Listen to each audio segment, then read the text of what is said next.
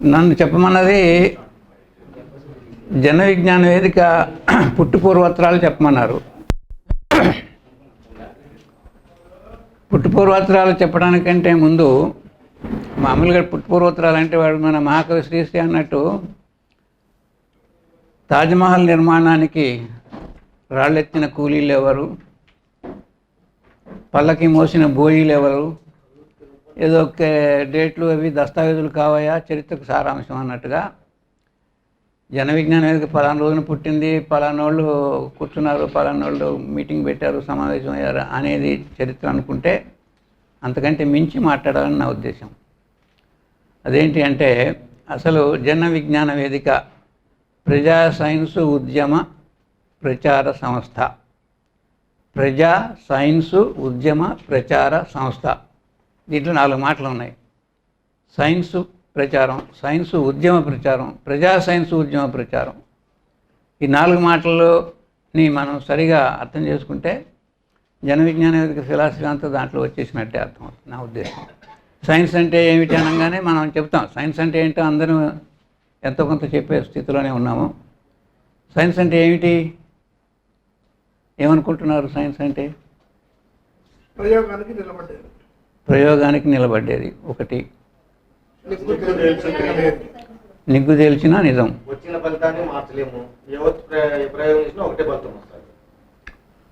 ఇంకో రకంగా చెప్పుకోవాలంటే దీన్ని సత్యాల సమాహారం. ఇది ఎలా వచ్చింది అని అనుకుంటే మానవ ఆవిష్కరణ జరిగిన దగ్గర నుంచి తను దైనందిన జీవితంలో ఎదుర్కొంటున్నటువంటి సమస్యలకి పరిష్కారాన్ని ఎత్తుక్కునే క్రమంలో ప్రకృతిలో నుంచి నేర్చుకున్నటువంటి సత్యాలు లేదా ప్రకృతిని ఎదుర్కొని తెలుసుకునే సత్యాలు, వాటి యొక్క సమాహారమే సైన్స్ అవుతుందని నేను అనుకుంటున్నాను. అంటే ఉదాహరణకి ఆది మానవుడు వాడి యొక్క ధ్యేయం ఆనాటికి తనకి ఆకలైనప్పుడు తిండి సంపాదించుకోవటము, తను ఇంకొకరికి తిండి మారకుండా చూసుకోవటం. అంటే తనని ఎవరైనా చంపే అవకాశం లేదు జంతువులు, అలా కాకుండా చూసుకోవటం, తనకు కావాల్సిన తిండి సంపాదించుకోవడం, 2 పనులు. ఈ 2 పనుల్లో అతను ఎదుర్కొన్నటువంటి సమస్యలకి పరిష్కారంగానే అనేక వస్తువులు కనుక్కున్నాడు. జంతువును చంపడానికి దూరం నుంచి చంపితే తప్ప జంతువును చంపగలిగే పరిస్థితి లేదు అనే ఉద్దేశంతో దూరం నుంచి చంపడానికి కావాల్సినటువంటి ఈటలు కానీ విల్లంబులు కానీ తయారు చేసుకున్నాడు. అది సైన్సే. అలాగే అడవులు కాలిపోతామంటే, కార్చిచ్చు వచ్చేసి అడవులు చెట్లు కాలిపోతామంటే ఇది ఎందుకు జరుగుతుంది అనేటువంటి ఆలోచనతో పాటు అడవుల్లో కార్చిచ్చులో చనిపోయినటువంటి జంతువుల యొక్క మాంసం రుచిగా ఉండటం కూడా గమనించి దీన్ని ఎట్లా తీసుకోవాలనేటువంటి దాంట్లో ఆ సమస్యకు పరిష్కారంగానే నిప్పును కనిపెట్టాడు, జంతువును చంపిన తర్వాత కాల్చుకోవడం తెలుసుకున్నాడు. ఇట్లా అనేక విషయాలు ఆది మానవుడి దగ్గర నుంచి మనం కొత్త విషయాలు తనకున్నటువంటి దైనందిన సమస్యలకు పరిష్కారం ఎత్తుక్కునే క్రమంలోనే ఈ సత్యాలన్నీ పుట్టినాయి. సో వీటి యొక్క సమాహారమే సైన్సు అని అనుకున్నాం. అయితే ఒక ప్రశ్న, let us start with certain questions. Science అంటే ఏమిటనేది ఒక ప్రశ్న, దానికి ఇప్పుడు మనం చెప్పుకున్నాం. అయితే ఇలాంటి సైన్స్కి ప్రచారం అవసరమా? మనం అనుకున్నాం కదా, సైన్సు ఉద్యమ ప్రచార సంస్థ అని. ఇంకొక వర్డ్ సైన్స్ తర్వాత ప్రచారం అనే మాట వస్తాను. ప్రచారం అవసరమా? ప్రచారం అవసరం అంటారా మీరు? ఎందుకు? ఇప్పుడు వచ్చినాయి.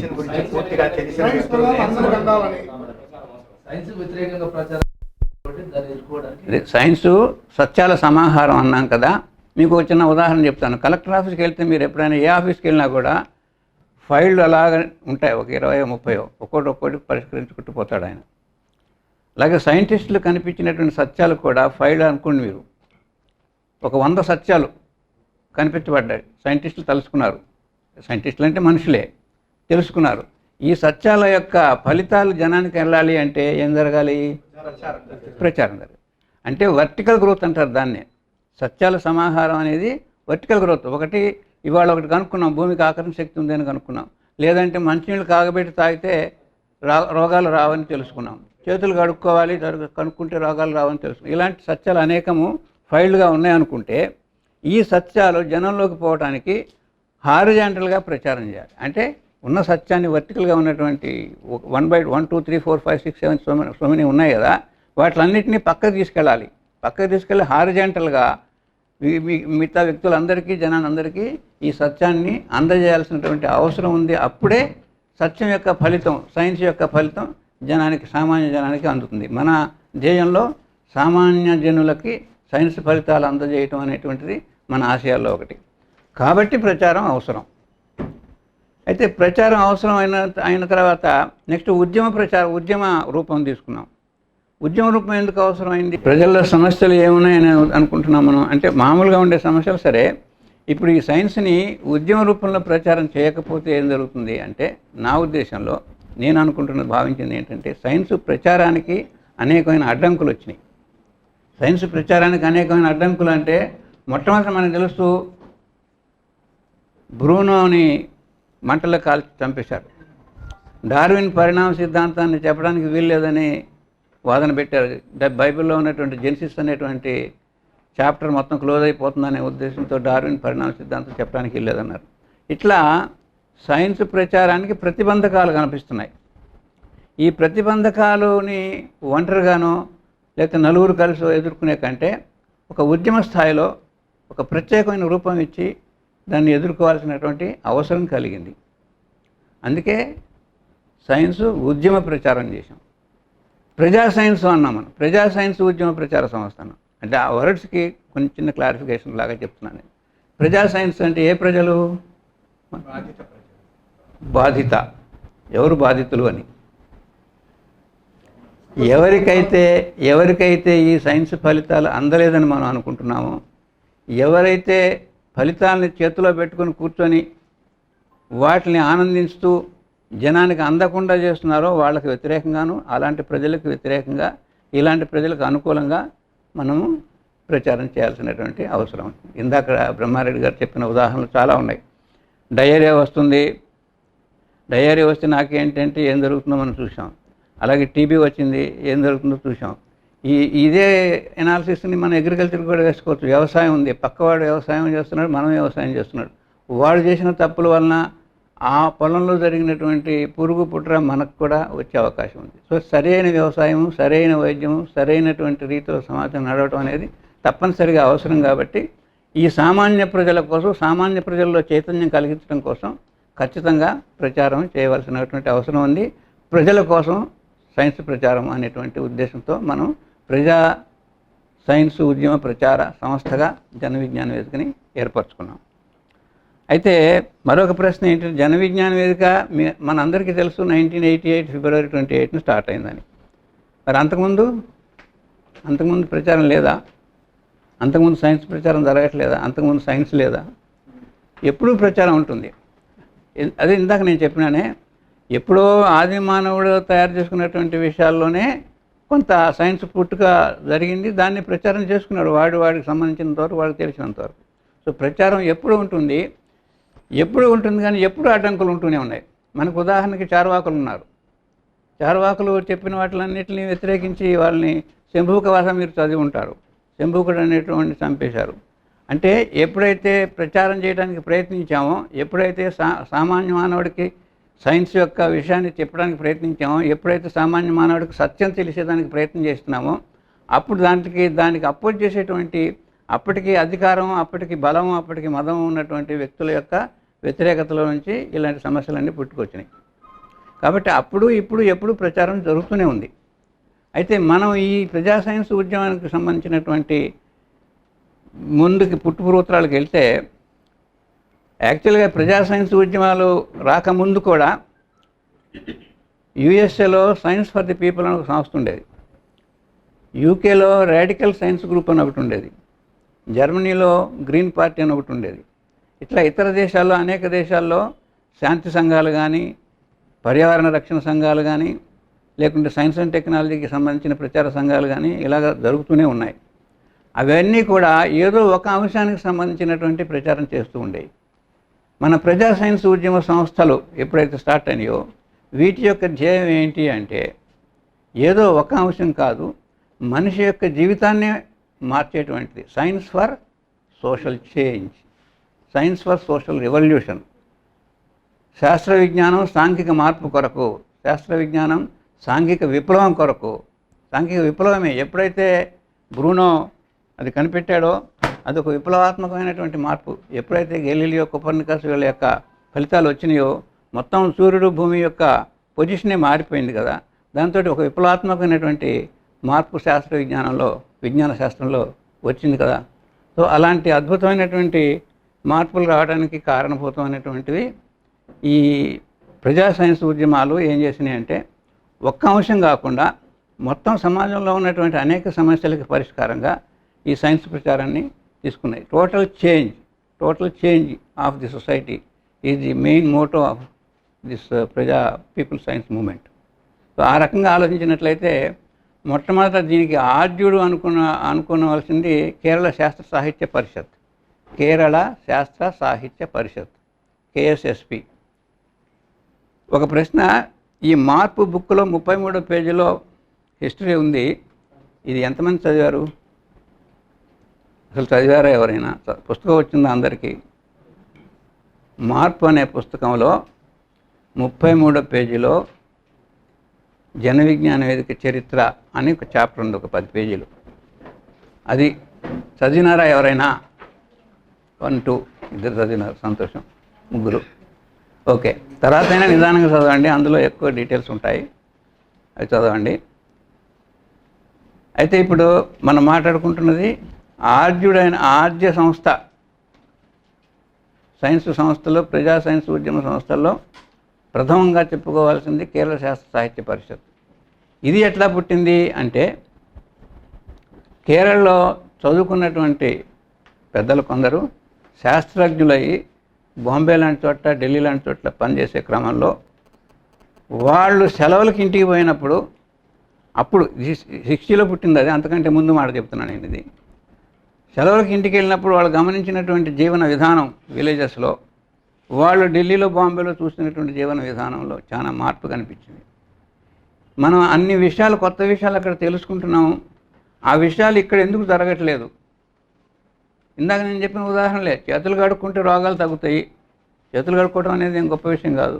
నీళ్లు కాగబెట్టి తాగితే సగం రోగాలు రావు, కొత్త విషయం ఏం కాదు. ఆల్రెడీ సైన్స్ కనిపెట్టిన అంశం అది.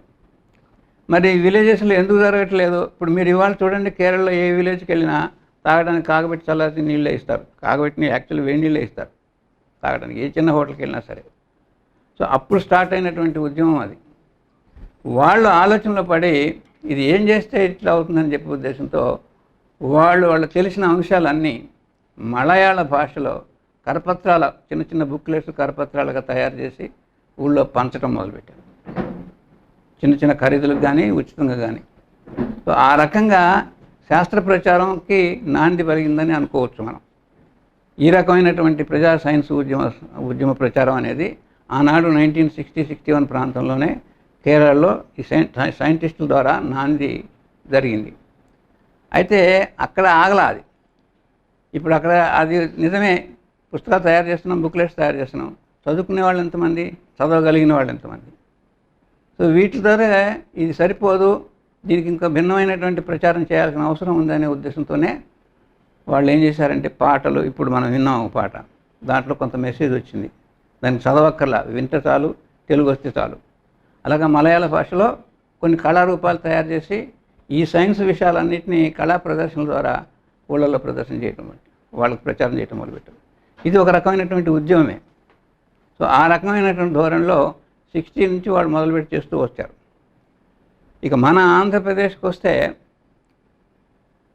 ఆంధ్రప్రదేశ్లో కొంత వామపక్ష భావజాలం ఉన్నటువంటి యువకులు, యువతులు వాళ్ళ డిగ్రీలు, వాళ్ళ చదువులు చివరికి వచ్చేటప్పటికి మనం ఏదో ఒకటి సంఘానికి చేయాలనేటువంటి ధోరణులతోటి చిన్న చిన్న గ్రూపులుగా ఏర్పడి వాళ్ళకి తోచినటువంటి విషయాల్ని ప్రజల్లోకి తీసుకెళ్ళడానికి ప్రయత్నించారు. అందులో ప్రముఖులు బ్రహ్మారెడ్డి గారు, లక్ష్మణ్ రెడ్డి గారు, విజయ్ కుమారు, ఇలా కొంతమంది ఉన్నారు. అప్పటి రోజుల్లో అభ్యుదయ వేదికల కింద పెట్టేవాళ్ళు. జనచైతన్య వేదిక, తర్వాత సూర్యాపేటలో సైన్స్ ఫోరం అని, లేకపోతే అభ్యుదయ వేదికలని, స్టడీ సర్కిల్స్ అని ఉధృతం చేయాలనే ఉద్దేశంతో భారత జన విజ్ఞాన జాత బీజేవిజే అని 1987లో బీజేవిజే అనేటువంటి పేరుతోటి భారత జన విజ్ఞాన జాత అనే పేరుతోటి మొత్తం 5 ప్రాంతాల నుంచి 5 స్థలాల నుంచి కళాదళాలు బయలుదేరి మొత్తం భారతదేశం అంతా చుట్టేశాం. అందులో ఒకటి మద్రాసు నుంచి బయలుదేరి ఈ కళాజాతాలన్నీ కూడా అక్టోబర్లో స్టార్ట్ అయినాయి. 87 అక్టోబర్లో. 87 నవంబర్లో భూపాల్ దుర్ఘటన జరిగింది, అప్పుడే గ్యాస్ ట్రాజడీ. సో దానికి సంబంధించి పురస్కరించుకొని భూపాల్లో ఈ కళాజాతాలన్నీ కూడా కల్మినేట్ చేశారు, అంటే అక్కడ ఎండ్ అయినాయి. సో ఈ మొత్తం ఈ నెల రోజుల పాటు ఈ 5 జాతాలు వివిధ ప్రాంతాల్లో ప్రదర్శనలు ఇచ్చుకుంటూ మద్రాసు నుంచి, ఢిల్లీ నుంచి, పాండిచేరి నుంచి బయలుదేరినటువంటి జాతాలన్నీ కూడా ప్రదర్శనలు దారిలో ఇచ్చుకుంటూ చివరికి నవంబర్లో భూపాల్ చేరినాయి. ఈ క్రమంలో ఆంధ్రప్రదేశ్లో తిరుగుతున్నటువంటి క్రమంలో అగైన్ మన డాక్టర్ విబిఆర్ లక్ష్మణ్ రెడ్డి గారు, ఇంకా కృష్ణకుమార్, ఇంకా కొంతమంది ఉన్నారు. వీళ్ళందరూ అంటే అంతకుముందు వీళ్ళు ఆల్రెడీ మీకు చెప్పున్నా నేను అభ్యుదయ వేదికలని, చైతన్య వేదికలని, స్టడీ సర్కిల్స్ అని, సైన్స్ ఫోరమ్స్ అని కొద్ది ప్రాంతాల్లో పనిచేస్తున్నటువంటి ఈ భావాజాలం ఉన్నటువంటి వ్యక్తులందరూ కూడా ఈ జాతాల్లో పాల్గొన్నారు. ఆంధ్రప్రదేశ్లో ప్రవేశించినప్పుడు వాళ్ళని రిసీవ్ చేసుకోవడం, ప్రదర్శనలు ఇప్పించడం, ప్రచారం చేయడం ఇలాంటివన్నీ వీళ్ళ ద్వారా జరిగినాయి. ఈ జాతాలు అద్భుతమైనటువంటి ప్రదర్శన ఏంటంటే ప్రతి జాతాకి ముందు పైలట్ రూపంలో ఒక విమానాన్ని, రిమోట్ కంట్రోల్ తోటి విమానాన్ని ఎగరేశారు. జనాన్ని ఆకర్షించడం కోసమని, అందరూ జనం రావడం కోసమని రిమోట్ కంట్రోల్ ఉన్నతోటి ఒక చిన్న విమానాన్ని ఎగరేయటం ఈ పైలట్ జాతా యొక్క పని అన్నమాట. తర్వాత మళ్ళీ ఒరిజినల్ జాతా వచ్చేసి ప్రదర్శనిస్తుంది. ఇట్లా దేశవ్యాప్తంగా తిరిగిందంటే ఎంత శ్రమపడి ఉంటుంది, ఎంత కష్టమైంది, ఎంత పట్టుదల ఉందనేది మనం ఆలోచించాల్సిన అవసరం ఉంది. సో ఆ రకంగా వాళ్ళు ప్రదర్శనలు ఇచ్చుకుంటూ పోయిన తర్వాత ఈ ప్రోగ్రామ్స్ మరి నవంబర్కి అయిపోయినాయి. తర్వాత ఏంటి అన్న ప్రశ్న మన వాళ్ళకు వచ్చింది. మన వాళ్ళు ఇప్పటికీ గ్రూపులుగా నిజామాబాద్ జిల్లాలో, ఒంగోలు జిల్లాలో, నెల్లూరు జిల్లాలో, కర్నూలు జిల్లాలో, కడప జిల్లాలో, కాకినాడ, మరి అప్పటికి విజయనగరం లేదనుకుంటాను, విజయనగరం లేదు. సో ఈ జిల్లాల్లో పనిచేస్తున్న వాళ్ళందరూ ఇది బాగుంది అని ఒక సమీక్ష సమావేశం పెట్టుకున్నారు. ఇది నవంబర్లో ప్రోగ్రామ్ అయిన తర్వాత డిసెంబర్లో ఒక సమీక్ష సమావేశం జరిగింది. ఈ సమీక్ష సమావేశంలో ఇలాంటిది ఒకటి యునైటెడ్గా చేసుకునేటువంటి సంస్థ ఒకటి ఉంటే బాగుంటుంది అనేటువంటిది ఒక ఖచ్చితమైనటువంటి నిర్ణయానికి వచ్చారు. సో ఆ చర్చలో తేలిన నిర్ణయానికి అనుసారంగా ఫిబ్రవరి 28, 1988 నాడు ఈ జన విజ్ఞాన వేదిక అనే పేరుతోటి ఈ సైన్స్ సంస్థ మనకి ఆంధ్రప్రదేశ్లో ప్రారంభమైంది. సో ఈ రకంగా ప్రారంభమైనటువంటి జన విజ్ఞాన వేదిక బ్యాక్గ్రౌండ్ ఇది. అంటే నేపథ్యం ఇది తెలియకపోతే తెలిస్తే బాగుంటుందనే ఉద్దేశంతో ఇదంతా చెప్పుకొచ్చాను. అంటే ఎక్కడి నుంచి స్టార్ట్ అయ్యి కేఎస్ఎస్పి దగ్గర నుంచి స్టార్ట్ అయ్యి ఈ సంస్థ ఈ ప్రోగ్రామ్స్ అన్నీ చేసుకుంటూ చివరికి మన ఆంధ్రప్రదేశ్లో జన విజ్ఞాన వేదిక 1988 అంటే ఇప్పుడు కరెక్ట్గా 30 సంవత్సరాలు అయిపోయింది. ఈ 30 సంవత్సరాల ప్రస్థానాన్ని గురించి కూడా మనం కొంత ఆలోచించాల్సినటువంటి అవసరం ఉంటుంది. అయితే దీంట్లో ఇంకొక ప్రశ్న కూడా వస్తుంది మనకి. ఈ 30 సంవత్సరాల ప్రస్థానం సంగతి పక్కకు పెట్టి 1960 నుంచి 1980 వరకు కేరళలో జరిగినటువంటి పనులతో పాటు మరి మన రాష్ట్రంలో ఏం జరిగింది అంతకుముందు కూడా మన రాష్ట్రంలో ప్రయత్నాలు జరిగినాయి. ముఖ్యంగా పుస్తక రచనలు జరిగినాయి బాగా. మైదర్ నల్లి మోహన్ రావు కానీ, తర్వాత వేమరాజు కానీ, ఇలా కొంతమంది సైన్స్ వ్యాసాలు, సైన్స్ పుస్తకాలు, సైన్స్ సంగతులు చెప్పుకుంటూ అనేక పుస్తకాలు రాశారు. పుస్తకాలు రాయడం కూడా ప్రచారంలో ఒక కార్యక్రమే కాబట్టి దాన్ని కూడా మనం పరిగణలో తీసుకోవాలి. మన చరిత్ర చదువుకునేటప్పుడు ఆ పుస్తకాలు కూడా మనం పరిగణలో తీసుకోవాలి. ఇప్పటికీ మనకి ఈ విశ్వరూపం కానీ, నండూరు వారి ఈ నరావతారం కానీ ఇలాంటి పుస్తకాలు మనకి ఇప్పటికీ కూడా మనకి చాలా ఎక్కువ ఇన్ఫర్మేషన్ అక్కడి నుంచి మనకి తీసుకునే అవకాశం ఉంటుంది. సో ఆ రకంగా పుస్తకాల రచనలు అంతకుముందు కూడా మన దగ్గర జరుగుతున్నాయి. అయితే అవన్నీ కూడా ఒక రకంగా కొంత స్తబ్దత వచ్చేసింది. అంటే దానికి పుష్ లేదు, ప్రోత్సాహం లేదు, ఆర్థికమైనటువంటి సపోర్ట్ లేదు. సో వాళ్ళకు వాళ్ళకు తోచినంత, వాళ్ళకి చేతైనంత చేసుకోవటం, కొన్నాళ్ళు చేసిన తర్వాత ఆగిపోవటం, ఆ రకమైనటువంటి పరిస్థితిలో ఉండేది. ఆ పరిస్థితుల నుంచి బయటపడి మనము జన విజ్ఞాన వేదిక అనేటువంటి ఒక సంస్థని స్టార్ట్ చేసుకున్న తర్వాత 88 నుంచి ఏంటి భాస్కర్ కొంచెం వేడిగా ఉన్నట్టు అనిపిస్తుంది.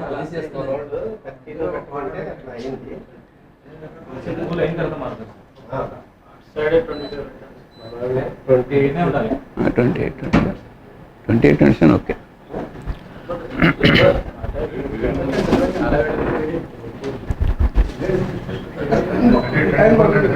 ఎవరైనా మాట్లాడుతుంది తర్వాత కొన్ని 2 నిమిషాలు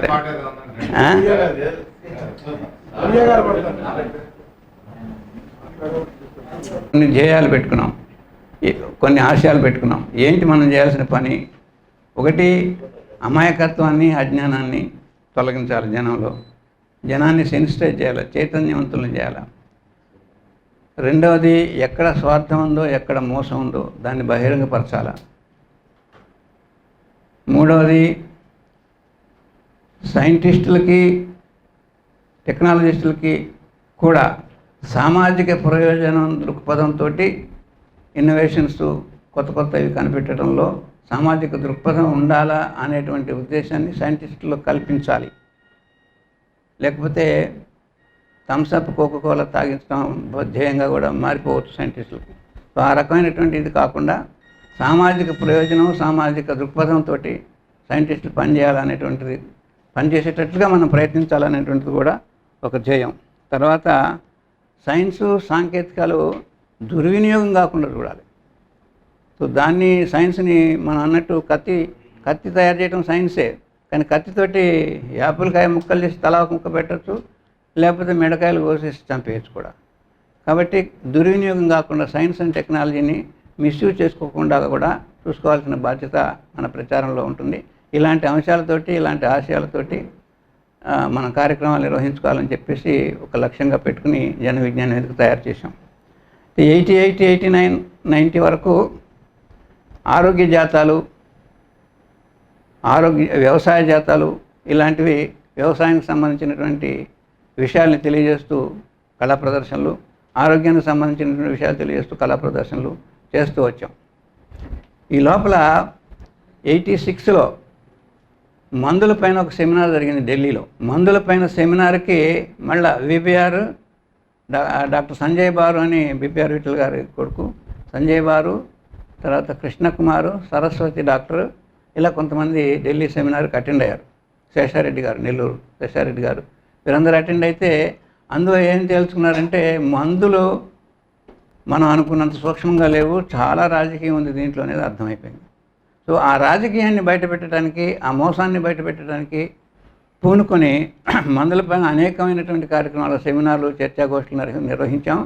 అలాగే మందుల మారణాయుధాల పుస్తకం కానీ, ఆరోగ్యంగా జీవించాలంటే ఎన్ని మందులు అవసరం అనే పుస్తకం కానీ, తర్వాత ఈ రకమైనటువంటి బుక్లెట్స్ విబిఆర్ తయారు చేశారు. వాటిని మనం జనంలోకి తీసుకుపోయి తక్కువ ఖర్చుతోటి, 5 రూపాయలు, 3 రూపాయలు, 2 రూపాయల ఖర్చుతోటి పుస్తకాలు జనానికి అందజేయడం జరిగింది.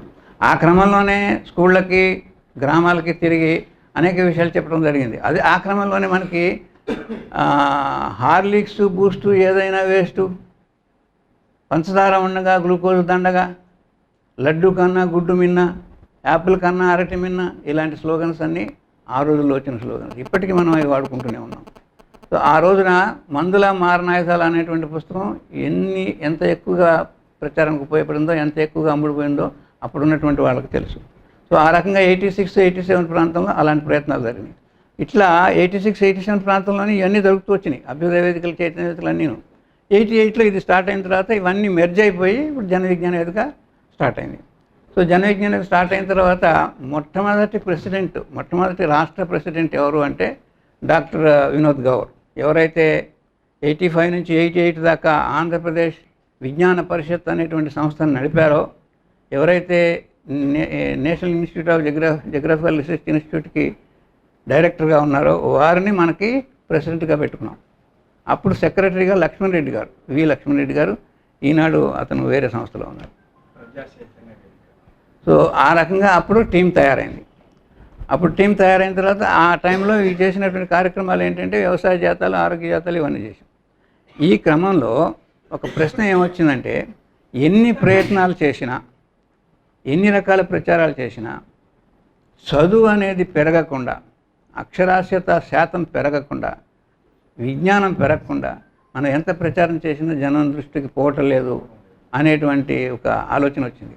అదే టైంలో కేరళలో ఎర్నాకుళం జిల్లాలో కలెక్టర్ రాజన్ అని ఒక కలెక్టర్ ఉండే, ఆ టైంలో కేఎస్ఎస్బితో కలిసి ఆ మొత్తం జిల్లాని 100% లిటరసీ తీసుకురావాలనే ఉద్దేశంతో ఒక మంచి కార్యక్రమం చేశారు, సంపూర్ణ అక్షరాస్యత కార్యక్రమం.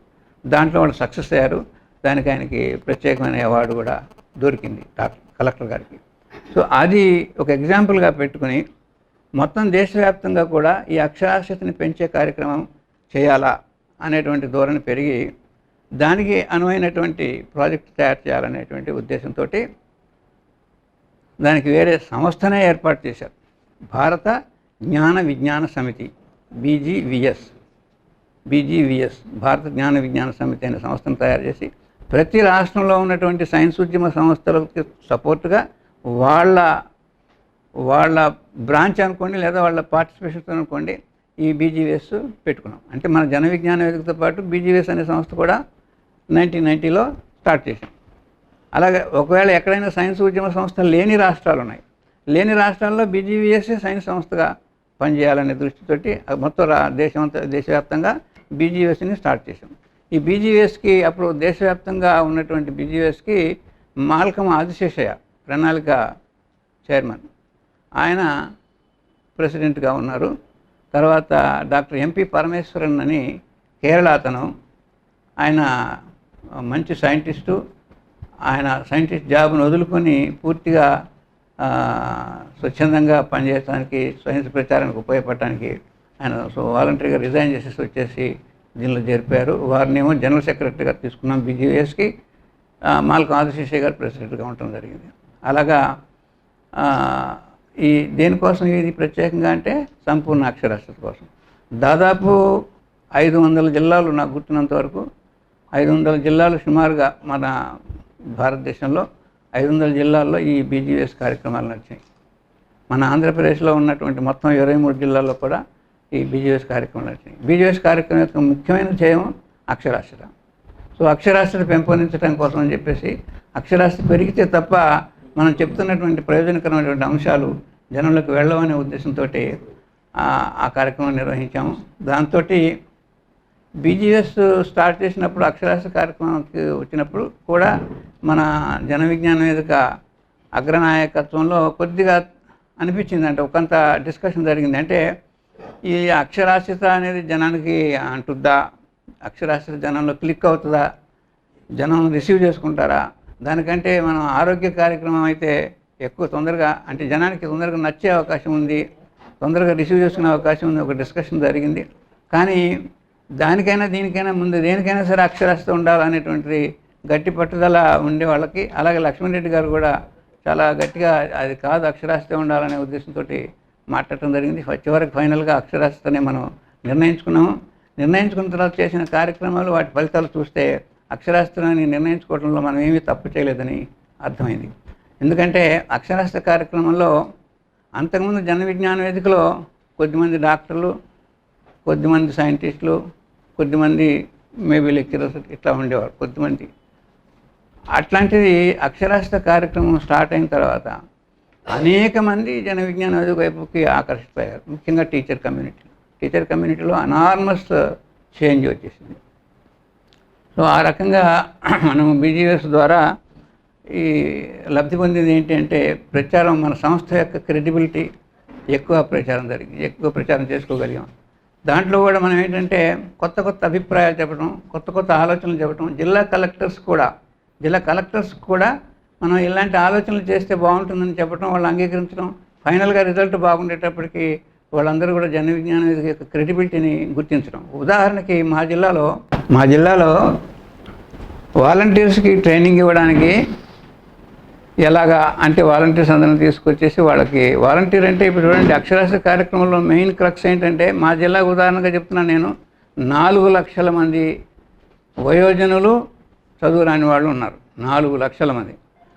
మనకు అప్పుడు తీరు ఏంటంటే ప్రతి 10 మందికి ఒక టీచర్ ఉండాలని, ఒకరు చెప్పేవారు ఉండాలని. ప్రతి 10 మందికి ఒకరు చెప్పిన 4 లక్షల మందికి 40,000 మంది టీచర్లు కావాలి. టీచర్లు అంటే క్వాలిఫైడ్ టీచర్స్ ఎవరు దొరకరు, వాళ్ళ పనులు వాళ్ళకు ఉన్నాయి. కాబట్టి వాళ్ళు మన వాలంటీర్స్ని తయారు చేసుకోవాలి. 10th క్లాస్ చదివిన వాళ్ళను, ఇంటర్మీడియట్ చదివిన వాళ్ళను, ఊరికే ఉన్న వాళ్ళను, కొద్దిగా చదువుకుని ఊళ్ళో ఉన్న వాళ్ళని తయారు చేసుకోవాలంటే వాళ్ళకి ఎలాగ పాఠం చెప్పాలో నేర్పించాలి. ఆ పాఠం చెప్పేది ఎవరికి? వాళ్ళకంటే పెద్దవాళ్ళకి. ఆ ఊళ్ళో 7వ తరగతి చదువుతున్న ఒక అమ్మాయి 40 సంవత్సరాల వాళ్ళ మేనత్తకో లేకపోతే పిన్నికో పాఠం చెప్పాల్సి వస్తుంది.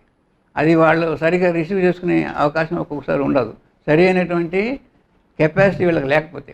సో ఆ ట్రైనింగ్ ఇవ్వడం కోసం అని చెప్పేసి మా వాళ్ళు, మా జిల్లా కలెక్టర్ గారు సుమారుగా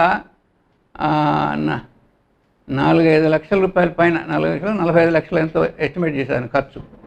45 లక్షల రూపాయలు వాలంటీర్స్ ట్రైనింగ్కి. మొత్తం ప్రాజెక్ట్ 3 కోట్లది. 3 కోట్లలో 1.5 crore పుస్తకాలకి సరిపోయింది ప్రైమరీస్ ప్రింట్ చేయడానికి. ఈ క్యాంపులు నడపడానికి వాటికి డబ్బులు సరిపోయేటట్లేవు. దానిలో 45 లక్షలు ట్రైనింగ్ క్యాంప్స్ కంటే కలెక్టర్ గారు తలకాయ పట్టి కూర్చున్నాడు.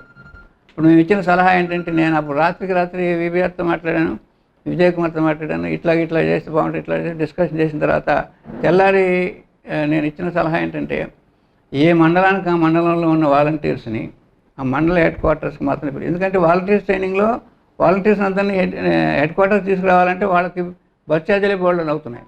సో మండలంలో ఉన్నటువంటి సెంటర్లో పెట్టేసి మండల హెడ్ క్వార్టర్స్లోని ట్రైనింగ్లు ఇవ్వటం, ఆ మండలాల్లో ఉన్న రిసోర్స్ పర్సన్స్ని వాడుకోవటం, వాళ్ళకి ఆయా విలేజెస్లో ఉండే సర్పంచులు వాళ్ళ ఫండ్లో నుంచి కొంత ఖర్చు పెట్టడం. దీంతో మొత్తం ₹1 ఖర్చు లేకుండా ఈ ఫండ్లో నుంచి, అక్షరాస్యతకి అలాట్ చేసిన ఫండ్లో నుంచి రూపాయి కూడా ఖర్చు కాకుండా మొత్తం ట్రైనింగ్ ప్రోగ్రామ్ అయిపోయింది. అలాంటి ఆలోచనలు చేయడంలో ఒక ప్రత్యేకమైనటువంటి దక్షత మనం చూపించామని అనుకోవాలి, ఏ జిల్లాలోనైనా సరే. తర్వాత ప్రైమర్స్ తయారు చేయడంలో కానీ, టీచింగ్ మెథడాలజీలో కానీ చాలా ఎక్కువ ఉపయోగపడ్డాము. ఆ రకంగా మనము ఆ రోజున మనకి ఉన్నటువంటి క్రెడిబిలిటీ మొత్తం బయటకు వచ్చింది. ఏం చెబుతున్నాను నేను, మధ్యలో బ్లాక్ అయిపోయింది. ట్రైనింగ్ అయిపోయింది. ట్రైనింగ్ అయిన తర్వాత జనానికి సెంటర్స్ ఓపెన్ చేసి వరుసపెట్టి పాఠాలు చెప్పడం మొదలుపెట్టే టైంలో కూడా మనం ప్రైమర్స్ నెట్ తయారు చేయాలి, టైమింగ్స్ ఏం పెట్టాలి, వాలంటీర్స్కి మళ్ళీ రిఫ్రెషర్స్ కోర్స్ లాగా ఎప్పుడు చేయాలి, ఇలాంటివన్నీ కూడా మనమే చేయటం తటస్థించింది. దానివలన ఆనాడు ఉన్నటువంటి జిల్లా కలెక్టర్లు అందరూ తర్వాత ప్రమోట్ అయిపోయి సెక్రటేరియట్లో అక్కడక్కడ వేరే సబ్ కలెక్టర్గా ఉన్నవారు కలెక్టర్గా కావటం. ప్రతి జిల్లా దాదాపు మొన్నటి వరకు ఒక 5 సంవత్సరాల క్రితం వరకు కూడా మనం 90లో చేసిన ప్రోగ్రామ్ ఇది. 90 నుంచి 94 ఒక 3-4 సంవత్సరాలు చేశాము. ఈ 3-4 సంవత్సరాలు అక్షరాస్యత కార్యక్రమాలు చేసినటువంటి అప్పుడు పనిచేసినటువంటి ఆఫీసర్లు మొన్నటి వరకు మధ్యలోకి ఎవరు కొత్త కలెక్టర్ వచ్చినా కూడా జన విజ్ఞానంగా రండి కూర్చోండి అనేవాడు. జన విజ్ఞాన వేదిక నుంచి వచ్చామంటే రండి కూర్చోండి, ఏం చేస్తున్నారు ఇప్పుడు కార్యక్రమాలు, ఎలా ఉన్నాయి ఏంటి అని అడగరు. అంటే ఆ క్రెడిబిలిటీ దాదాపు 95 నుంచి మనకు దాదాపు 20 సంవత్సరాలు మనం అప్పుడు సంపాదించుకున్నటువంటి వ్యక్తిత్వం యొక్క ఉపయోగం మన దాకా జరిగింది. ఇప్పుడు కొత్తగా చాలామంది బాగా కొత్త ఆఫీసర్లు వచ్చారు, మళ్ళీ కొంతమంది చెప్పాల్సి వస్తుంది. ప్లస్ ఆనెస్ట్గా చెప్పుకోవాలంటే అలాంటి కార్యక్రమాలు ఇప్పుడు మనం చేయడానికి ఏమీ లేవు. అంటే మనల్ని నిరూపించుకునేదానికి అప్పుడు ఆ కార్యక్రమం ఉపయోగపడింది. ఎలా అంటే మళ్ళీ చెప్తాను నేను.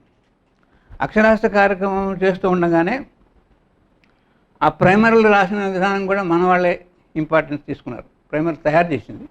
దాంట్లో ఈరోజు మంచి మాట అని ఒక మంచి కథ, ఒక స్టోరీ లాంటిది చెప్పడం మొదలుపెట్టాం. దాంట్లో నుంచి వచ్చిందే కదా ఇది సారా తాగితే ఏం జరుగుతుంది అనేది, సారా తాగితే ఏం జరుగుతుంది అనేటువంటి వచ్చింది. అది చదివినప్పుడు వాలంటీర్ చదువుతున్నప్పుడు లెర్నర్స్ లేడీస్ ఉన్నటువంటి సెంటర్స్లో మీరు ఇంకో గమ్మత్తు, ఈ సెంటర్స్ ఇవన్నీ కూడా ఎక్కువ లేడీస్ సెంటర్స్ బాగా నడిచినాయి, ఎక్కువ SC ST సెంటర్స్ బాగా నడిచినాయి. వాళ్ళు చదువుకోవాలనే కోరిక ఉంది అనేటువంటిది గట్టిగా అప్పుడు అర్థమైంది మాకు. SC ST మేము బోధనాటు వైపు లంబాడ తాండాలకు వెళ్తే రాత్రి 10 గంటలకి ఒక వైర్ ఒక దగ్గర నుంచి ఒక దగ్గర పెట్టి బల్బులు ఎల్లాడి తీసి రాత్రిపూట కూర్చొని చదువుతూ ఉండేవాళ్ళు. అసలు ఆశ్చర్యం అనిపించింది నాకు. సో అంత పట్టుదలగా చదువుకునేవాళ్ళు స్త్రీలు కానీ పురుషులు కానీ ఆ టైంలో. అంటే ఆ SC ST క్యాడర్ కానీ ఉమెన్ ఫోక్ కానీ. సో ఈ విమెన్ ఈ చదివినటువంటి కథ చూసి మరి సారా తాగితే ఇంత నష్టం ఉందని చెప్తున్నారు కదా, మరి మా ఊళ్ళో సారా శుభ్రంగా అమ్ముతున్నారు, పైగా ఒక షాప్ కాదు 4-5 షాపులు పెట్టి అమ్ముతున్నారు, ఇల్లీగల్గా అమ్ముతున్నారు, అన్అఫిషియల్గా అమ్ముతున్నారు, ఇది ఎట్లా అనే దాని మీద తగాదాలు బయలుదేరి నెమ్మదిగా అది సారా ఉద్యమ రూపంలోకి వచ్చింది.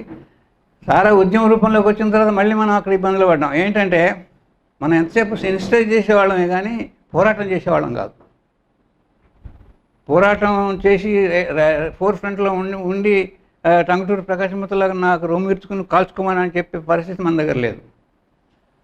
మరి సారా ఉద్యమం ఆడవాళ్ళు ఏమడుతున్నారంటే, నువ్వే చెప్పినావు కదా ఇది తాగితే బాగాలేదని, మరి షాప్ పెడుతున్నాడు, మేము పోతే మమ్మల్ని ఇబ్బంది పెడుతున్నారు, మీరు ఎందుకు రారు ఖచ్చితంగా మీరు రావాల్సిందే. ఆ డిస్కషన్ తోటి మనము అటు మొగ్గవలసిన పరిస్థితి వచ్చింది. సారా వచ్చే వ్యతిరేక ఉద్యమంలో ఖచ్చితమైనటువంటి పాత్ర తీసుకోవాల్సిన అవసరం, ఒత్తిడి మనకు కలిగింది. తీసుకున్నాము, దానికేమీ విచారించట్లేదు. అద్భుతమైనటువంటి కార్యక్రమం అది. అసలు ఆ రోజున మహిళలు ఏ జిల్లాలో తీసుకున్నా కూడా ఆ రోజు మహిళలు తిరిగినంత ఇది మళ్ళీ అంతకుముందు ఎప్పుడో తెలంగాణ పోరాటంలోనో లేకపోతే స్వాతంత్ర పోరాటంలోనో తిరిగారేమో. ఆ తర్వాత మాత్రం మళ్ళీ నేను ఇంతవరకు చూడాల అప్పుడు తిరిగినంతగా. రాత్రుల పూట మహిళలు తిరిగి ఎక్కడెక్కడ కళ్ళు సస్యాలు ఉంటే పగలగొట్టడం ఇదంతా విప్లవాత్మకంగా చేశారు వాళ్ళు. సో ఆ రకమైనటువంటి రిజల్ట్ అక్షరాస్యత ఉద్యమంలో నుంచి వచ్చింది. సరే, అది వచ్చింది. ఆ టైంలోనే ఎన్టీ రామారావు గారు చీఫ్ మినిస్టర్గా నేను రాగానే ఫస్ట్ ఫైల్ ఇదే సంతకం పెడతానని ప్రామిస్ చేశాడు, గెలుచుకున్నాడు. గవర్నమెంట్ ఫామ్ చేశాడు, నిజంగానే సంతకం పెట్టాడు అన్నమాట ప్రకారంగా పెట్టాడు. అన్ని బంద్ అయిపోయినాయి. ఇంకా మళ్ళీ నెక్స్ట్ చేంజ్లో డబ్బులు మిగులుతున్నాయి ఇళ్లలో. ఇప్పుడు సారా తాగటానికి లేదు, ఎక్కడన్నా దూరం పోయి తాగేవాడు ఒకటారా ఉన్నా అవైలబిలిటీ ఎదురుగా ఉన్నప్పుడు తాగింది వేరును, ఎక్కడికో పోయి తంటాలు పెట్టి తాగింది వేరు. కాబట్టి తాగేటువంటి లెక్క తగ్గిపోయింది, డబ్బులు మిగులుతున్నాయి. మిగిలిన డబ్బులు ఏం చేయాలి? పొదుపు ఉద్యమం వచ్చింది. లాస్ట్ ఒక 4 years క్రితం మా దగ్గర ఒకప్పుడు ప్రాజెక్ట్ డైరెక్టర్గా PDDRDAగా పనిచేసిన ఒక లేడీ, ఆమె IAS, ఆమె తర్వాత జిల్లా కలెక్టర్ అయింది. నల్గొండలో మనం కాన్ఫరెన్స్ చేసినప్పుడు ఆమె జిల్లా కలెక్టరు. ఆ తర్వాత ఇక్కడ హైదరాబాద్లో కమిషనర్ ఆఫ్ ఉమెన్ డెవలప్మెంట్లో చేసింది. ఇప్పుడు ఢిల్లీలో ఉంది. ఆమె మధ్య ఇప్పుడు ఒక 2-3 ఏళ్ల క్రితం ఒకసారి నిజామాబాద్ వచ్చినప్పుడు కలిస్తే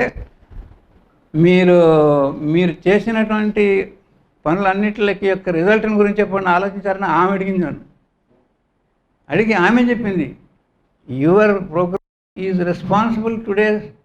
సో ఉమెన్ వెల్ఫేర్ డిపార్ట్మెంట్, ఈ ఏమంటారు మహిళా సంఘాలు, డాక్రా సంఘాలు, వాటికి సంబంధించినటువంటి డబ్బులు, బ్యాంకులు, పావలా వడ్డీలు, ఇవన్నీ కూడా ఫలితం దేని ఫలితం అంటే మీరు ఆనాడు చేసినటువంటి అక్షరాస్యత ఉద్యమంలో నుంచి వచ్చిన, సారా ఉద్యమంలో నుంచి వచ్చినటువంటి పొదుపు ఉద్యమంలోకి వచ్చినటువంటి ఫలితం ఇది. మీరు ఎప్పటికీ మర్చిపోలేని అంశం, ప్రభుత్వం కూడా మర్చిపోకూడదు నిజానికి అని చెప్పింది ఆవిడే, బీయింగ్ IAS ఆఫీసర్. కాబట్టి నీలం సహాని ఆవిడ పేరు, Neelam Sahani. She is now in Delhi. ఆమె భర్త కూడా అజయ్ సహాని అని, ఆయన కూడా హెల్త్ సెక్రటరీగా చేశాడు. మనకి ఏపీలో ఉన్నాడు అనుకుంటా, ఇప్పుడు ఏపీ క్యాడర్ కానీ, but he's in Delhi now. So అట్లా అంటే అంత క్రెడిబిలిటీ మనకి ఆ రోజున సంపాదించుకోగలిగాం. పొదుపు ఉద్యమంలో నుంచి మళ్ళా ఆ నెక్స్ట్ ఆరోగ్యానికి సంబంధించిన అంశాలు ఇట్లా జరుగుతూ వచ్చినాయి. అత్యద్భుతమైనటువంటి కార్యక్రమాలు నడిపాం. సేవ్ ఎడ్యుకేషన్ నడిపాం, HIV AIDS జాతరలు నడిపాం. ఇలాగ రకరకాల కార్యక్రమాలు నడుపుతూ వచ్చాం. అయితే మంచి మాటలతో పాటు ఇబ్బంది కలిగించిన అంశాలు కూడా చెప్పుకోవాల్సిన అవసరం ఉంటుంది. అదేంటంటే ఒక్కొక్కసారి మనం ఆన్ డ్యూటీలు తీసుకునేవాళ్ళం. ఆన్ డ్యూటీలు మనం చెప్తే ఇచ్చేటువంటి ఆన్ డ్యూటీలు మిస్యూజ్ అయినట్టుగా కూడా నల్గొండ జిల్లా ఒకటి, అనంతపురం జిల్లా ఒకటి అప్పుడు రోజుల్లో మాకు ఫీడ్బ్యాక్ ఇచ్చినటువంటి వాటిలో ఆన్ డ్యూటీ తీసుకున్నటువంటి వాళ్ళు సరిగ్గా పనిచేయలేదు, అటు పనిచేయలేదు, ఇటు పనిచేయలేదు అనేటువంటి ధోరణి ఒకటి వచ్చింది. దాన్ని కొంత మనం తట్టుకోవాల్సిన పరిస్థితి వచ్చింది. దానికంటే భిన్నం ఏంటంటే, మీరు ఇంతవరకు నేను చెబుతూ వచ్చిన దాంట్లో మీరు గమనిస్తే 85 నుంచి పనిచేసిన వాళ్ళందరూ కూడా ఎంతో కొంత లెఫ్ట్ ఓరియంటెడ్ వామపక్ష భావజాలం ఉన్నవాళ్ళే నాయకత్వంలో ఉన్నారు ఎక్కువ మట్టికి. సామాన్య సభ్యత్వం అందరూ తీసుకున్నారు, కానీ లీడ్ చేసినటువంటి నాయకత్వం ఎక్కువ మట్టికి వామపక్ష భావజాలం ఉన్నవాళ్ళు. అయితే వామపక్ష భావజాలం ఉన్నందువలన కావచ్చు మనకి CPIM యొక్క పార్టీ యొక్క సహకారం ఎక్కువ లభిస్తూ ఉండేది. ఇది కొత్త విషయం, మీకు బహుశా ఎవరికి మనసుకు వచ్చి ఉండదు. అది మరి చెప్పవచ్చని అనుకునే నేను చెప్తా ఉన్నాను ఇప్పుడు. అయితే CPIM సహకారం బాగా ఉండేది. అది బాగుంది, బాగా చేయండి. కానీ గమ్మత్తు ఏంటంటే అక్షరాస్యత కార్యక్రమాల్లో కానీ, సారా వ్యతిరేక ఉద్యమ కార్యక్రమాల్లో కానీ ఏనాడు డైరెక్ట్గా పార్టీ కలిసి పనిచేయాలి మాతో.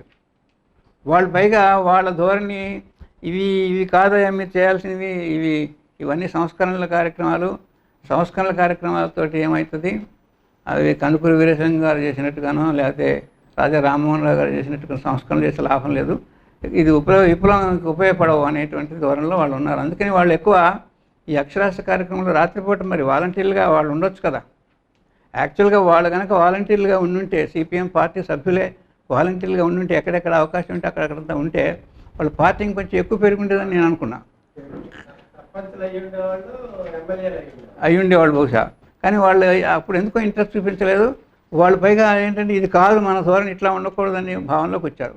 ఇది డిస్టర్బెన్స్ క్రియేట్ చేసింది. కొంతకాలం అయ్యేటప్పటికి జన విజ్ఞానం మీద క్రెడిబిలిటీ పెరుగుతూ పోయింది, దీని యొక్క సమర్థత పెరుగుతూ పోయింది, నైపుణ్యం పెరుగుతూ పోయింది, జనానికి ఎక్కువ మందికి తెలుస్తూ పోయింది. ఇప్పుడు మొదట ఏమన్నదంటే, సరే మీరు చేసుకుంటూ పోండి, మేము అడ్డం రాము, మా వాళ్ళు కొంతమంది మీకు ఇస్తాం, మీరు పని చేసుకుంటూ పోండి అని సహకార దూరంలో మాట్లాడిన వాళ్ళు మేమందరం ఇప్పుడు మేము డైరెక్ట్గా సభ్యులం కాదు. Though we like leftism, but we never a party members కాదు. అయితే అట్లా సహకరిస్తుంటే మంచిది కదా అనుకున్నాం. ఎప్పుడైతే జన విజ్ఞానం యొక్క బలపడతా వచ్చిందో అప్పుడు సహకారం కాదు అధికారం కావాలనే ధోరణిలోకి వచ్చారు వాళ్ళు. సహకారం పక్కకు పెట్టి దీని మీద మాకు కొంత పట్టుండాలి, కమాండ్ ఉండాలి, లైక్ ఎనీ అదర్ మహిళా సంఘాలు కానీ ప్రజా సంఘాలు లాగానే జన విజ్ఞానం కూడా ఒక ఉపసంఘంలాగా ఉండాలనే ధోరణి కనిపించినప్పటికీ కొంత మా దగ్గర ఉన్నటువంటి మనలో ఉన్నటువంటి లెఫ్ట్ ఐడియాలజీలో ఉన్నటువంటి కొంత అగ్రశ్రేణి నాయకుల్లో మన వీవీఆర్ లాంటి వాళ్ళు కూడా ఇది కరెక్ట్ కాదు, ఈ పార్టీకి అనుబంధంగా మేము ఉండడానికి కుదరదు, ఎందుకంటే మా దగ్గర ఆ పార్టీకి సంబంధం లేని చాలామంది పనిచేస్తున్నారు, నిజాయితీగా పనిచేస్తున్నారు, వాళ్ళందరినీ కాదని మనం ఎట్లా అంటాం. కాబట్టి అలా ఉండటానికి కుదరదు అని చెప్పడం జరిగింది. నేను మీకు మొదట చెప్పాను, మొట్టమొదటి స్టార్ట్ అయినప్పుడు 88లో వినోద్ గౌరు, లక్ష్మణ్ రెడ్డి 2 సంవత్సరాల కోసం మన కాన్స్టిట్యూషన్లో మీరు గమనిస్తే 2 సంవత్సరాలకు ఒకసారి బహిరంగ సభ జరగాలి, జనరల్ బాడీ జరగాలి, అధ్యక్ష కార్యదర్శులు ప్రతి 2 సంవత్సరాలకి మారుతారు. అదొక నామ్గా పెట్టుకున్నాం. అదే టీం కంటిన్యూ చేయకుండా ఖచ్చితంగా మారాలని నామ్గా పెట్టుకున్నాం. సో 88, 90కి వచ్చేటప్పటికి 90లో doctor Raghuramulu with deputy director NIN, national institute of nutrition, ఆయన ప్రెసిడెంట్గా పెట్టి మన VBR గారు సెక్రటరీగా చేశారు. 90 నుంచి 92 వరకు. 92 నుంచి 94 వరకు నేను ప్రెసిడెంట్గా ఉన్నాను, VBS బాలసుబ్రహ్మణ్యం సెక్రటరీగా చేశారు.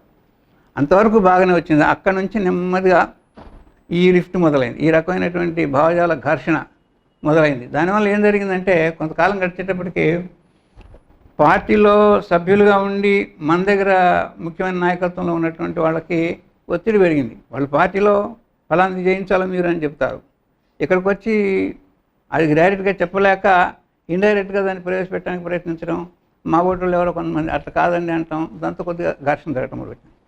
ఇది రాను కొంచెం బయటకు వచ్చేసింది. 98కి వచ్చేటప్పటికి బాగా బయటకు వచ్చింది.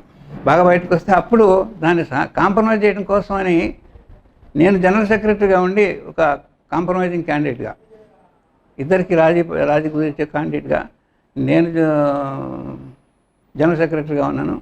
కాంతారావు గారు, KL కాంతారావు గారు ప్రెసిడెంట్గా పార్టీ తరఫు నుంచి ఆయన ఉన్నారు. అప్పుడు చాలాసార్లు ట్రై చేసాం, పార్టీతో మాట్లాడి ఈ సంఘర్షణ వలన జన విజ్ఞానం దెబ్బతింటుంది, మన ఐడియాస్ దెబ్బతింటాయి, అల్టిమేట్గా సాంఘిక మార్పు కోసమని మనం ఏదైతే అనుకుంటున్నామో సాంఘిక మార్పు రావటమే ముఖ్యం కానీ ఇవి మేము పార్టీలో ఉన్నామా లేదా అనేది ముఖ్యం కాదు కదా. మీ పార్టీ పనులు మీరు చేసుకుంటామండి, మా దగ్గర పనిచేస్తున్న వాళ్ళు ఎవరైనా పార్టీ పట్ల అభిమానం ఉండి వెళ్తామంటే కూడా మాకు అభ్యంతరం లేదు. కానీ మీరు డైరెక్ట్గా మాకు కమెంట్స్ ఫలాంది చేయండి ఫలాంది చేయొద్దండి అని చెప్పవద్దు అని ఖచ్చితంగా చెప్పారు. కానీ అది కుదరలేదు. చివరికి వాళ్ళు కొంచెం ఎక్కువ ఎంఫసైజ్ చేయడం మొదలుపెట్టినందువలన 98 నుంచి 2001 జూన్ వరకు నేనే కంటిన్యూ అయ్యాను. 2001 జూన్లో కూడా మళ్ళీ కాంప్రమైజింగ్గానే ట్రై చేసి professor V Krishna central university ఆయనని ప్రెసిడెంట్గాను, నాగేశ్వరరావు డాక్టర్ గారు, ఒంగోలు డాక్టర్ గారిని సెక్రటరీగాను కంటిన్యూ చేయమన్నాం. కానీ అది కుదరలేదు. 2002 డిసెంబర్ నాటికి అది బాగా స్పష్టంగా డివైడ్ అయినట్టు కనిపిస్తూ ఉండేటప్పటికీ సరే మర్యాదపూర్వకంగానే సెపరేట్గా మనం సభ పెట్టుకోవటం, మళ్ళీ అదే సభలో మళ్ళీ అదే వి కృష్ణ నాగేశ్వరరావు గారిని కంటిన్యూ చేసాం ఇంకొక 2 years. ఆ తర్వాత 2002, 2004లో అప్పుడు మేము సెపరేట్ అయినప్పుడు పార్టీ వాళ్ళు మాకు చెప్పింది ఏంటి, ఇప్పటికీ పార్టీ వాళ్ళు స్నేహితులేం కాకపోలేదు, ఇప్పటికి కూడా తెలిసిన వాళ్ళు అందరూ బాగానే ఉంటాం. వాళ్ళు అన్నది ఏంటంటే మీరు పార్టీ సపోర్ట్ లేకుండా 2 ఏళ్ళు చూపించండి చూద్దాం అన్నారు. 2 ఏళ్ళు 2002 నుంచి 2004, 2004 నుంచి 2006 ఈ 4 సంవత్సరాలు పట్టుదలగా అనేక కార్యక్రమాలు చేసాం, ఒకటి కాదు అనేకం. అప్పుడే ఈగాధోమ జాతా వచ్చింది, అప్పుడే హెచ్ఐవి జాతా వచ్చింది, అప్పుడే పీపుల్స్ హెల్త్ సర్వే వచ్చింది, అప్పుడే మ్యూజిక్ జాతా వచ్చింది. ఇవన్నీ కూడా ఆ టైంలో చేసినవే. సేవ్ ఎడ్యుకేషన్ కూడా అప్పుడే. సో ఇవన్నీ అద్భుతంగా కార్యక్రమాలు చేసాం. చేసిన తర్వాత ఇంకా వాళ్ళకి అర్థమైపోయింది ఇది సెటిల్ అయిపోతుంది మనకి దీంతో. మొట్టమొదట్లో అపోజ్ చేసిన వాళ్ళు, మొట్టమొదట్లో ఇబ్బంది పెట్టిన వాళ్ళు రాను ఆల్ రైట్ వాళ్ళు కూడా చేస్తున్నారు, మనం కూడా చేస్తున్నాం, ఒక కాంప్రమైజ్. మనం కూడా విబిఆర్ చాలా స్పష్టంగా చెప్పేవాడు, మనకి ఎవరు జన విజ్ఞాన వేదిక, ఆ జన విజ్ఞాన వేదిక, ఈ జన విజ్ఞాన వేదిక సమస్య లేదు, కార్యక్రమం సరిగ్గా జరుగుతుందా లేదా, జనానికి ఉపయోగపడుతుందా లేదా, అదే మనం చూద్దాం అనే ధోరణిలో ఉన్నాం. వాళ్ళు ఏదైనా అన్నా కూడా ఘర్షణ పడాల్సిన అవసరం లేదు అనేటువంటి ధోరణిలో మనం ఖచ్చితంగా ఉన్నాం మొదటి నుంచి. సో ఇప్పుడు యాక్చువల్గా ఏంటంటే మన స్టార్టింగ్ పాయింట్ అప్పుడు ఉన్నటువంటి ముఖ్య నాయకుల్లో బ్రహ్మారెడ్డి గారు, లక్ష్మణ్ రెడ్డి గారు, విజయ్ కుమారు, బాలసుబ్రహ్మణ్యం, గయానందం, మాల్యాద్రి, ఇట్లా కొంతమంది ఉన్నాం. మా వాళ్ళం సపోర్ట్గా ఉండేవాళ్ళం. డివైడ్ అయినప్పుడు మా బాలసుబ్రహ్మణ్యం, గయానంద్, ఇంకెవరో ఇద్దరు ముగ్గురు అటు వెళ్ళారు. రామచంద్రయ్య, కాంతారావు గారు వీళ్ళు అటు వెళ్ళారు. విబిఆర్, విజయ్ కుమార్, లక్ష్మణ్ రెడ్డి ఇటున్నాం. మాకు ఇక్కడ ఈ రెండో పక్క మాకు solid team VBR, Vijay Kumar and Lakshman Reddy అని కూర్చున్నాం. ఇవాళ అలా బ్రహ్మారెడ్డి గారికి కష్టం కలిగించే విషయాలు పడుకొని మాట్లాడబోతున్నాను. అదేంటంటే ఇది నడుస్తూ వచ్చింది, బ్రహ్మాండంగా చేస్తున్నాం. విబిఆర్, విజయ్ కుమార్ సారథ్యంలో అసలు ఒక సభ జరిపితే దానికి తిరిగే లేదన్నట్టుగా ఉండేది. దానికి తోడు మనకి మంచి టీము, ఏది కల్చరల్ ట్రూప్ మియా ఆధ్వర్యంలో, తర్వాత అతను నల్గొండ అతను షేక్ బాబా, ఇంకా ఇక్కడ ఒక 7-8 మంది ఉన్నారు.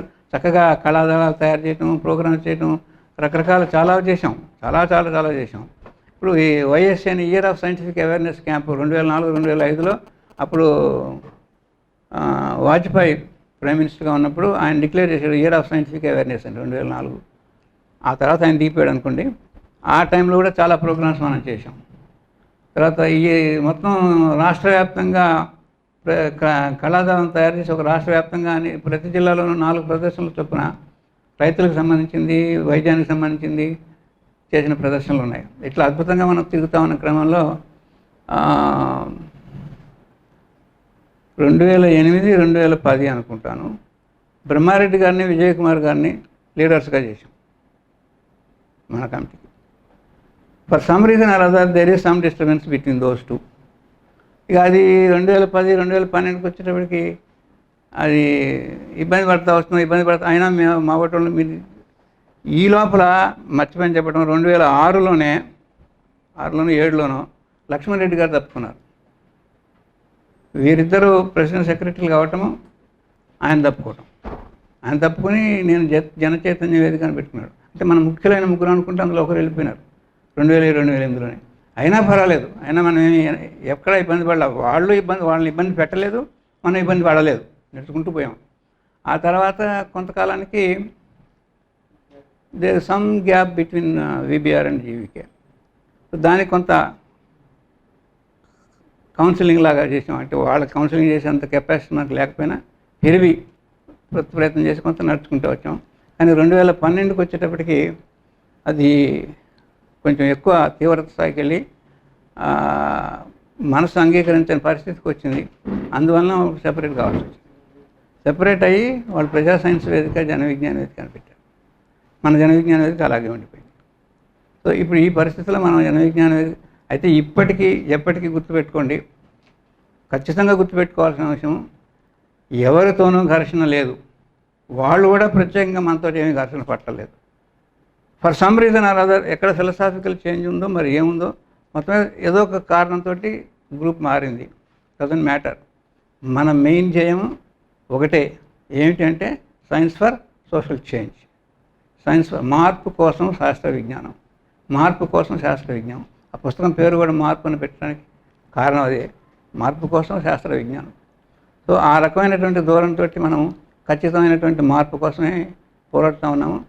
చిన్న చిన్న పరిణామాలు అంటే ఒకటి మీరు గమనించండి, కమ్యూనిస్ట్ పార్టీ లేదా ఇంకొక పార్టీ, ఏ పార్టీ తీసుకుని, ఈవెన్ కాంగ్రెస్ పార్టీ లేదా ఇంకొక పార్టీ, తీసుకున్నా కూడా కొంతకాలం అయిన తర్వాత పై స్థాయిలో డిస్టర్బెన్సెస్ రావడం మీరు గమనించారో లేదో? గమనించాం, డివైడ్ అవుతామని. అంటే ఎక్కడో ఎక్కువ కాలం కలిసి ఉంటే మేధావులు ఉండలేరేమో అనేటువంటి కంక్లూజన్కి రావాల్సి వస్తుంది. లేకపోతే కమ్యూనిస్ట్ పార్టీ అన్ని ముక్కలు అవ్వాల్సిన పనే ఉంది. ఎవరు తక్కువ? కొండపల్లి సీతారామయ్య తక్కువ, లేకపోతే కామరెడ్డి నాగిరెడ్డి తక్కువ? ఎవరు తక్కువ కాదు. కానీ పుట్టలపల్లి సుందరయ్య మరి ఎంత అద్భుతమైన నాయకుడు. అట్లా అంటే నాయకత్వాన్ని తప్పుపట్టడం కాదు, ఎక్కడో ఏదో డిస్టర్బెన్స్ వచ్చింది, it better to divide and work అనే దూరంలోకి వెళ్ళిపోయాం. డివైడ్ అండ్ రూల్ కాదు, డివైడ్ అండ్ వర్క్. సో ఆ డివైడ్ అండ్ వర్క్లో మనం ఉన్నాం ప్రస్తుతం. సో ఇది ఓన్లీ జస్ట్ ఫర్ ఇన్ఫర్మేషన్, దీన్ని మీరేం గుర్తుపెట్టుకోవాల్సిన అవసరం లేదు. ఇవాళ 3 పేర్లు వినిపిస్తాయి మీకు, వినిపించినప్పుడల్లా కంగారు పడక్కర్లేదు. అది నేను చెప్పదలుచుకుంది. ప్రజా సైన్స్ వేదిక అంటే ఏంటి, అదేంటి సార్ మరి అదొకటి వచ్చింది, ఇది జన విజ్ఞానికి ఇంకోటి ఉంది ఏంటి అని అడుగుతూ ఉంటారు కొత్త కార్యకర్తలు.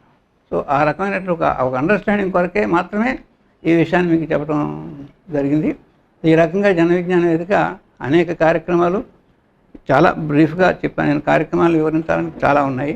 సో అనేక కార్యక్రమాలు, మెయిన్గా మనం ఏంటంటే మన ఆశయం మూఢత్వం, అజ్ఞానం తొలగించడం, జనాన్ని సెన్సిటైజ్ చేయటం, ప్రాబ్లంని వాళ్ళే పరిష్కరించుకునేట్టు చేయటం, అవసరానికి కావాల్సినటువంటి సాంకేతిక సహకారం కానీ, వైజ్ఞానిక సహకారం కానీ, లేదా మోరల్ సహకారం కానీ మనం ఇవ్వటం, అది ముఖ్యమైనటువంటి పని.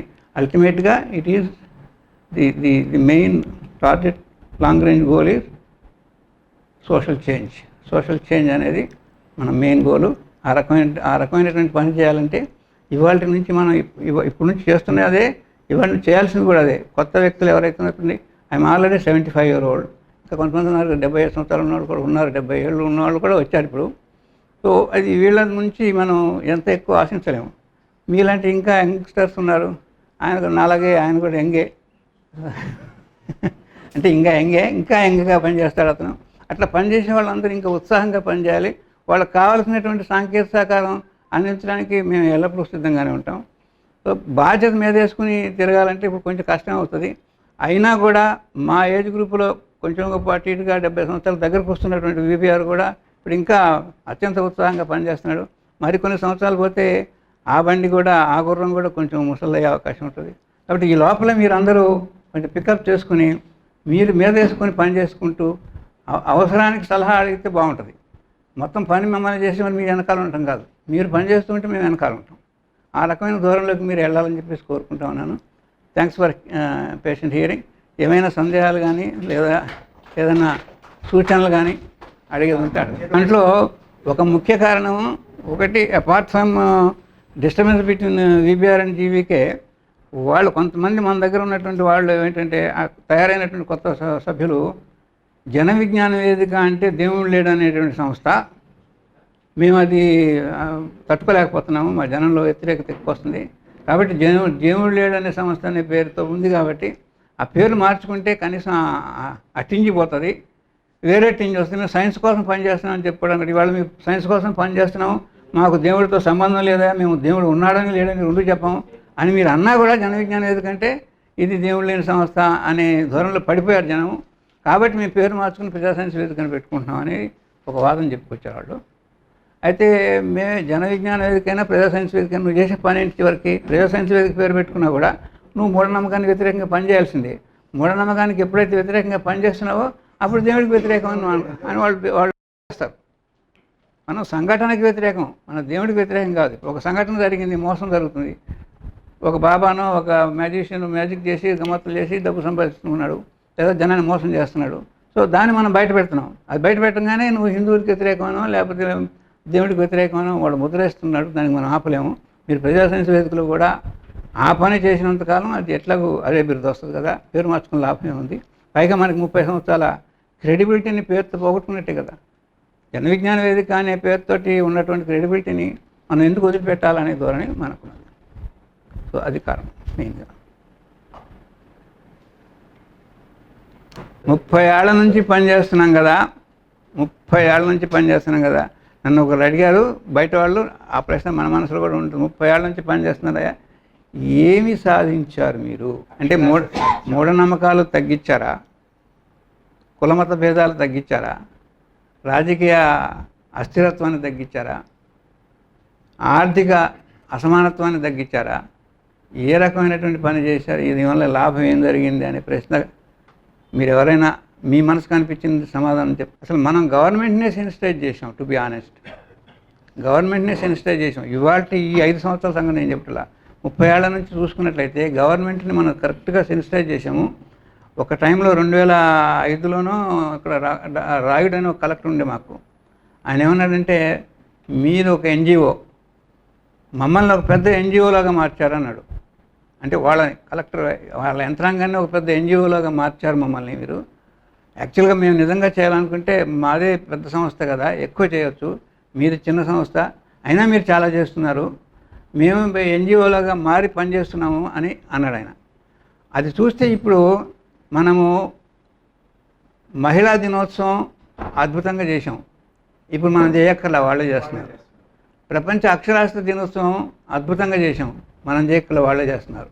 ఫిబ్రవరి 28 జన విజ్ఞాన పుట్టినరోజుని మనం హడావిడి చేద్దాం అనుకుంటే అది కూడా వాళ్ళే చేస్తున్నారు.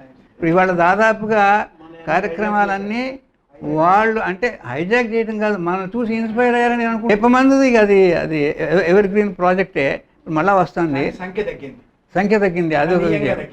అట్లా కాకుండా కూడా నాకు అర్థమైనంతలో మనం ఏం సాధించామన్న దానికి ఒకటి, సంపూర్ణ అక్షరాస్యత కార్యక్రమాలు అవుతూనే వితిన్ 2-3 ఇయర్స్లో ప్రైమరీ స్కూల్స్లో యొక్క అడ్మిషన్స్ 50%, అంతకుముందు 100 ఉంటే 200 అయింది, 100% ఎన్రోల్మెంట్ పెరిగింది. అది వాళ్ళు డిఓలో ఒప్పుకున్నటువంటి విషయమే. వాళ్ళు దాన్ని అకామిడేట్ చేసుకోలేకపోవటం అనేది మన తప్పు కాదు, వాళ్ళు ఆ పెరిగిన సంఖ్యని సరిగా మేనేజ్ చేసుకోలేకపోయినారు.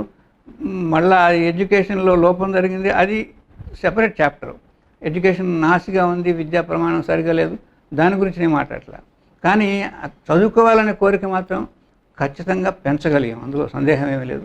అలాగే ఇందాక నేను చెప్పిన నీలం సాహ్ని గారు చెప్పినటువంటి మహిళల యొక్క పని విధానం, మహిళల చైతన్యం చేయటం, మహిళా గ్రూపులు తయారు చేసుకోవడం, వాళ్ళకు వాళ్ళు పెంచుకోవటం అనేది చాలా పెరిగింది. మీరు పేపర్లో చూస్తామంటే చాలా చాలా చాలా పెరిగింది. స్త్రీల యొక్క పని విధానం కానీ వాళ్ళలో అవన్నీ కూడా వాళ్ళ మన కార్యక్రమాల వలన చూసినటువంటి. మూడోది మనం సమాజాన్ని మార్పు అంటే సమాజం ఎప్పుడు మారుతూనే ఉంటుందండి. ఎప్పుడు చార్వాకు టైం నుంచి వ్యతిరేకం నడుస్తూనే ఉన్నాయి డిస్కషన్లో. ఎప్పుడు అది 1000 సంవత్సరాల నాడు, అప్పటి నుంచి ఇప్పుడు నడుస్తూనే ఉన్నాయి, ఇంకా నడుస్తూనే ఉంటాయి. అదే it's a goal is there all the time. అది మనం ఆ వైపు ప్రయాణం చేస్తున్నామా లేదా అనేది ముఖ్యం. ఆ వైపే ప్రయాణం చేస్తున్నాం అనేటువంటిది మన నిర్ణయం.